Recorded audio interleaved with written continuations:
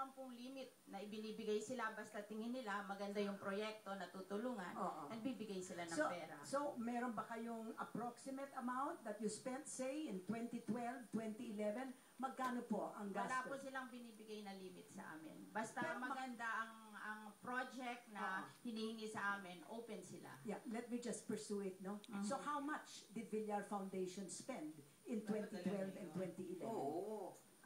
Hindi ko po nasuma yun. Oo. Ganon. Okay. So, follow-up question po.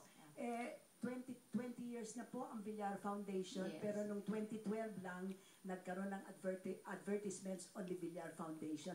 Pagkano po ang nagastos para sa pag-advertise ng Villar Foundation? Alam mo ba?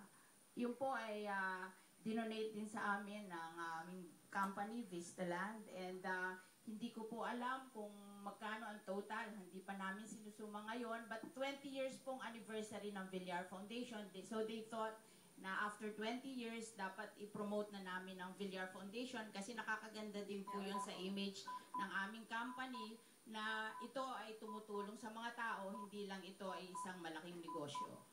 Okay, sundan ko lang yung binabanggit ni Ginoong Ricardo